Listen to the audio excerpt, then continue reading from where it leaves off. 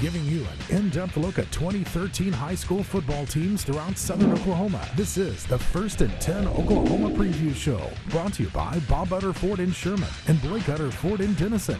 Good evening and welcome to Ada, Oklahoma, home of the 19-time state champion Cougars. We got a big show tonight covering everything from Thackerville to Caddo, from Fox out to Colgate. But let's get started right here with the Class 4A semifinalist, Ada Cougars.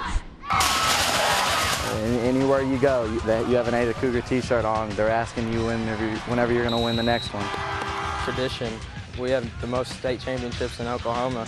We're just trying to live up to the name. Those people that came before us really set a precedent as far as winning state championships, and long after I'm gone, that's still always going to be the goal here at Ada. It's very important to our community. That's why it's a great place to play and a great place to coach. Our community puts their money where their mouth is. Not only, they expect success, but they support us in a great way also. Gotta wait on the cutie. Disappointment, a lot of what ifs, as you would imagine with the stuff that we went through during the season. It was sad. It was just can't really think about it. You already lost it all and worked hard, and now it's over. All you had to go was one more week. But even though it's such a good year, our kids are still disappointed because they set a goal of being state champions, and we ended up 12-1, got beat by a team that just played better than us that night, and it was tough at that time. But hopefully those kids can look back later on and see they did have a very successful year. We'll say 2050. That's pretty dang good work. I was immediately thinking of this right here, out here at 2-a-days. As soon as I walked off the field, straight to my dad, started talking to Coach Weber, and from there on, we were ready to come out here and work. Tell our guys that working hard doesn't guarantee anybody a state championship, but it gives you a chance. And without working hard, and that starts as soon as the season ended last year. Without that, you have no chance. And up to this point, I think we've paid our dues, so we feel like we, have an opportunity to be in the mix. Want to worry about anything that anybody's saying. We lost a lot of starters, all that stuff. We just want to come out here, work hard, and do what Ada does, and that's win. We're hungry. We're very hungry. We've got a lot of things to prove, and we're going to do it. So with the help of our coaching staff, help my teammates, I think we're going to have a pretty successful year. I'm now joined here with head coach Matt Weber, the Ada Cougars. And Coach Weber, what happened last year? You guys finished with one loss and it came in the state semis. I mean, a lot of things went right. How did it finish in that fashion? It was an outstanding year. That was a great senior class we had that led us to an undefeated regular season, which hadn't happened in a long time around here. We were district champs. Had our first 2 playoff games at home, which also hadn't happened in a long time, and were defeated by the eventual state champions in the semifinals of the playoffs. At the time we were very disappointed, but I hope now that our kids look back and see it was an outstanding year. And you guys all told me, all the players I've talked to have said it's always state championship or bust here. It's been since '96. Now, how starved is this community for another gold ball? That's always going to be the goal in Ada, is to be state champions, and that's something Coach George and the McBroom family has really spoiled this town with 19 state titles. So those things are really hard to come by, but that's going to be our goal every year. And now coming into this season, you lose a lot, but there's talent never graduates here in Ada, and that's obvious. Talk to me about the team coming up for this season. Well, we have plenty enough good football players to have a good football team. We did lose a lot of seniors, but it's really misleading the number of starters we lost, because so many of these kids we have this year either started some games or played significant snaps. So the players are certainly there. We just got to try not to mess them up as coaches. And now we got to talk Battle of the Cats coming up September 6th. You and Ardmore. You guys have the trophy right now. What's it going to take to keep it? Well, I mean, every year, that being such a rivalry game, it's it doesn't really matter who has what coming back, even though as far as starters, they have quite a bit more starters back, and they look to be outstanding. So we're going to have to be fundamentally sound, make sure we win the kicking game and the turnover battle, and usually in any first game, much less a rivalry game, that's what it comes down to.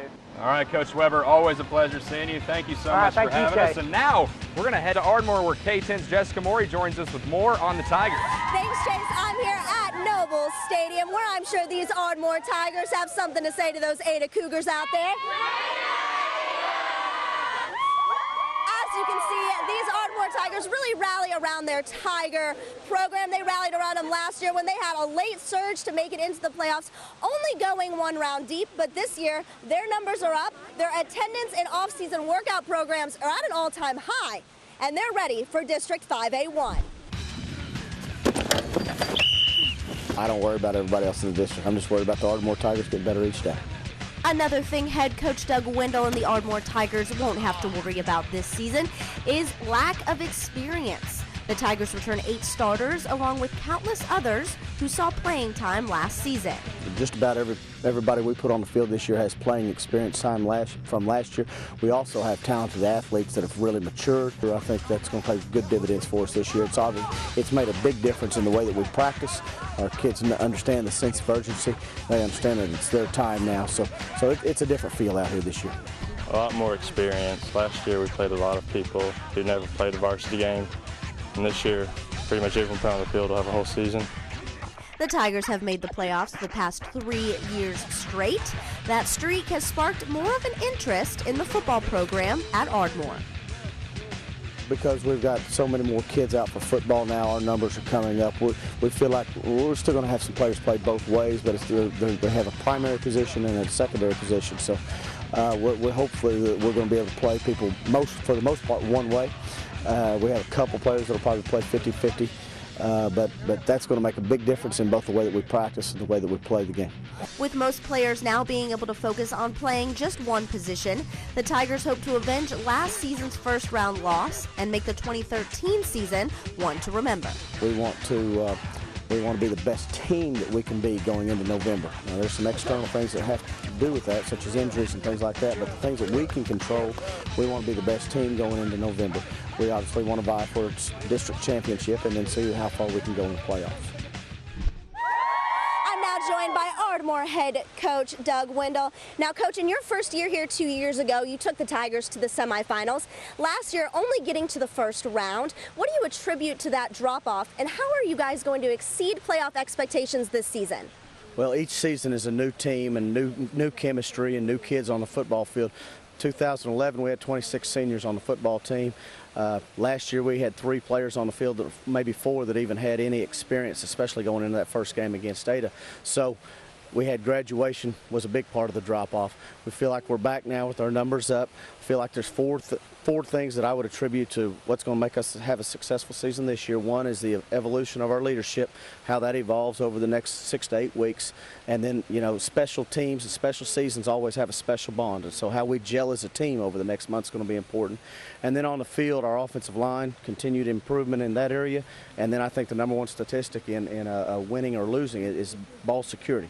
If we can hold on to the ball and reduce our turnovers. And in most of our losses last year, we had 3+ turnovers. So holding on to the ball, if nothing else, should help us out a lot. Now everyone's talking Battle of the Cats. First game of the season, Ardmore-Ada, big rivalry. Last year they came into Noble Stadium and got the win. This year it's at Ada. How important is it to go in there and get that win? Well, anytime you can start the season off with a win, it does an awful lot for your confidence. It boosts you into the next week and gets you ready.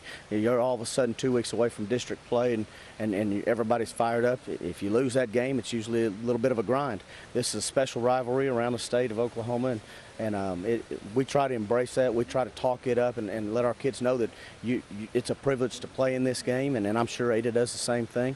And it's a fun rivalry to be a part of, and we're looking forward to it. Well, good luck this season. Coach, speaking of Ada, I'm going to toss it back to Chase, reporting at Noble Stadium in Ardmore. Jessica Morrey, KTEN Sports. Don't think we've forgotten about our lone 5A East squad, the Durant Lions. Let's talk about them. Byron Cordell's boys are on the road to redemption, as they say. He says last season's 2-8 campaign was the toughest in his 13 years of coaching. He's now trying to get the Lions back on track despite only having 13 seniors.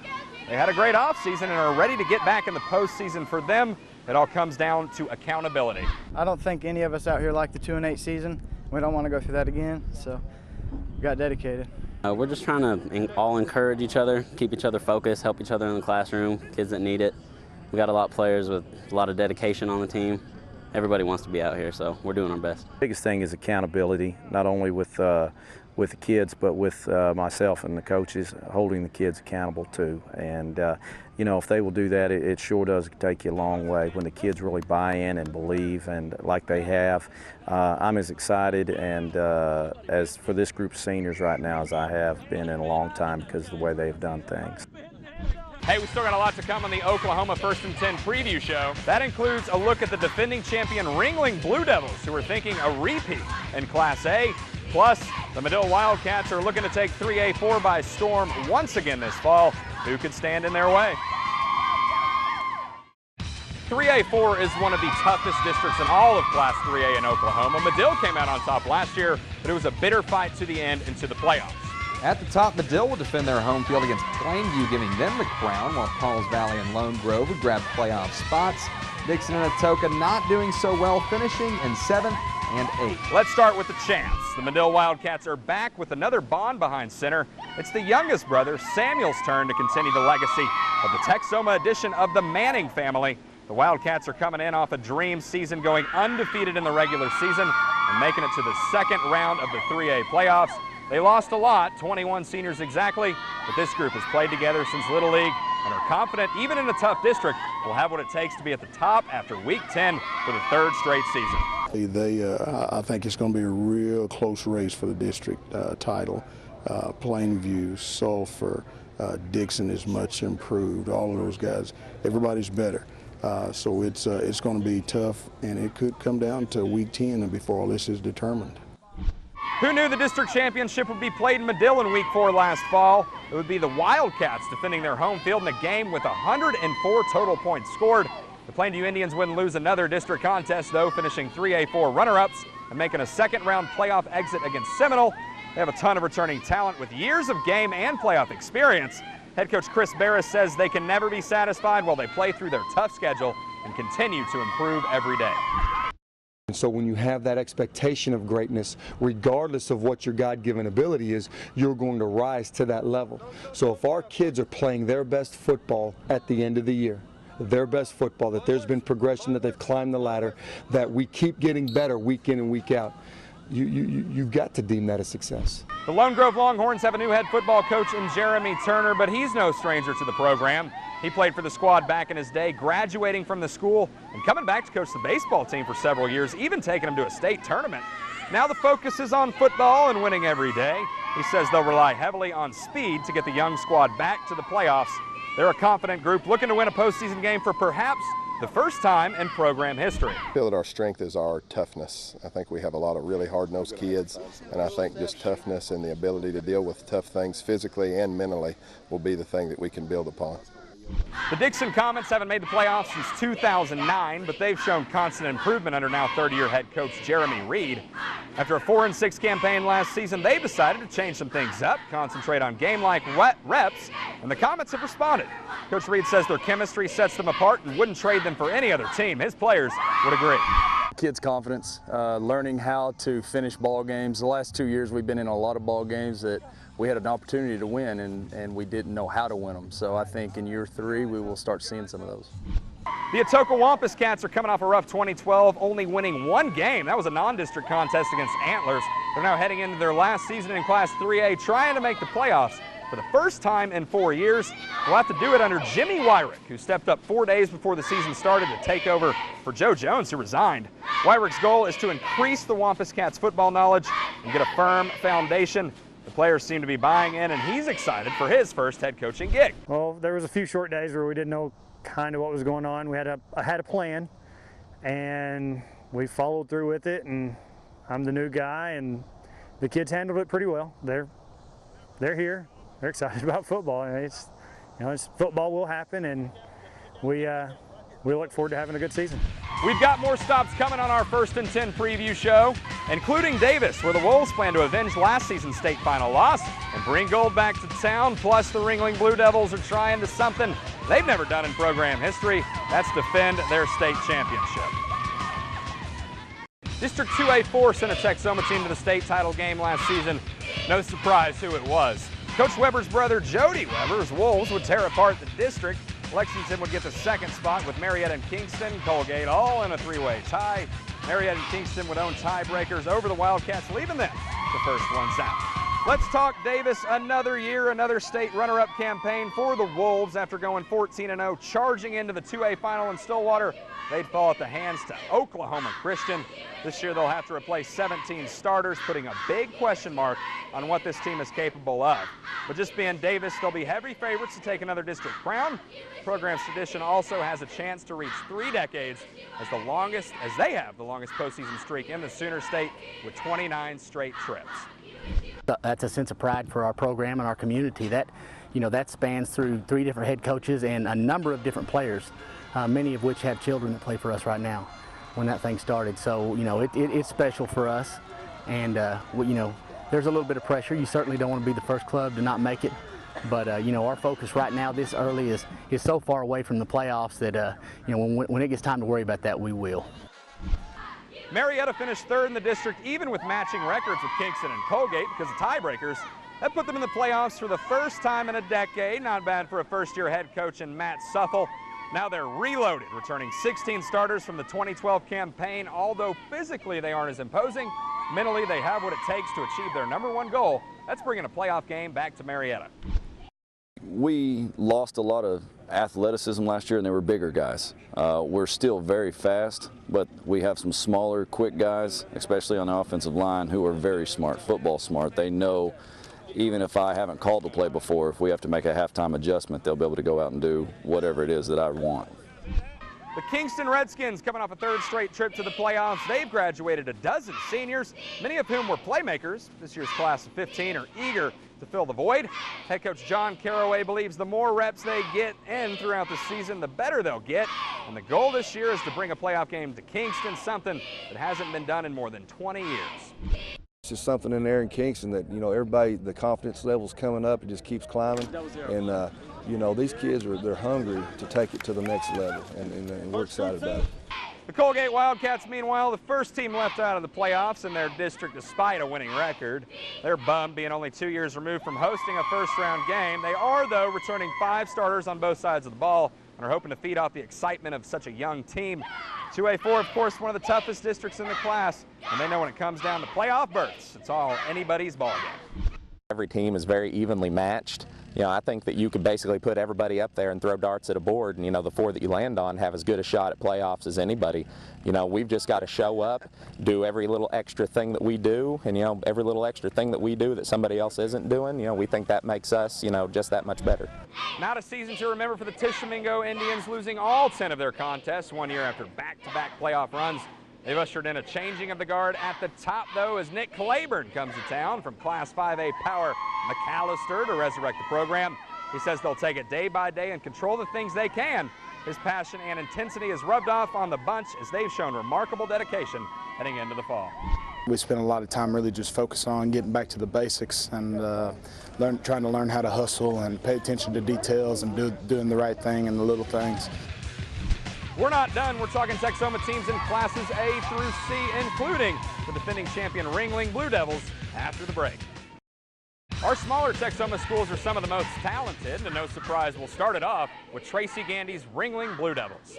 The champs are back and in full force. They only lost 4 big-time starters from their 2012 Class A state title run and are looking to defend their title for the first time in program history.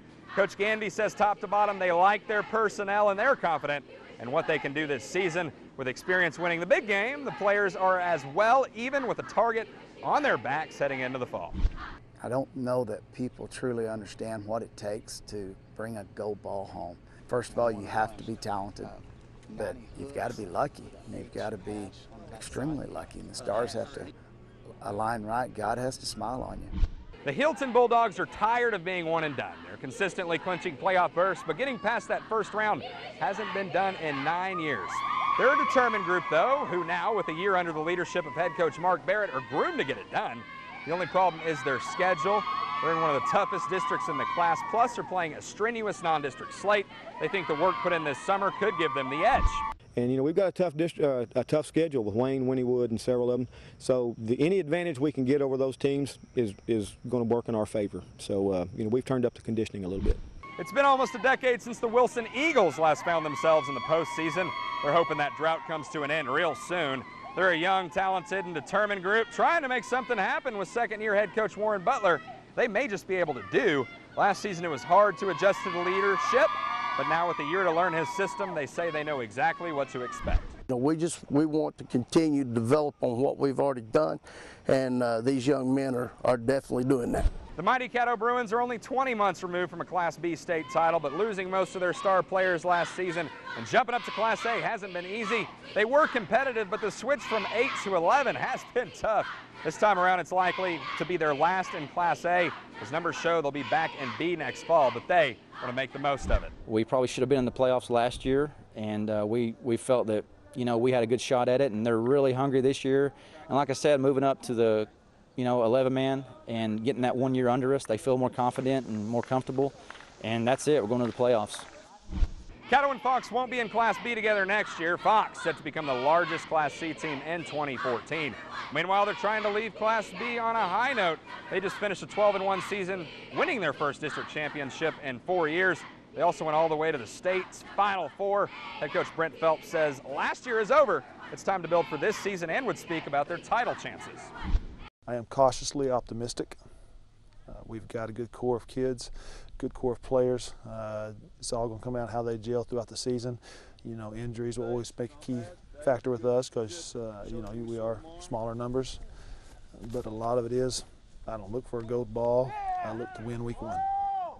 Our lone Oklahoma Class C team, Thackerville, they're coincidentally one of the best in the state. They're coming off a state quarterfinal run after a district title and only losing 2 players while having 10 seniors make them one of the favorites to win a title. It's incredible how far this team has come after starting back up only 7 years ago.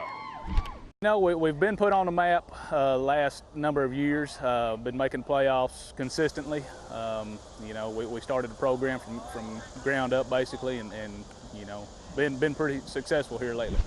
We want to thank everyone who helped us out on our First and 10 Oklahoma preview show. We got a big season coming up, and we hope you join us every Friday night for our First and 10 highlight show on KTEN starting at 10:20. Once again, thank everyone. My name is Shannon. You're watching KTEN First.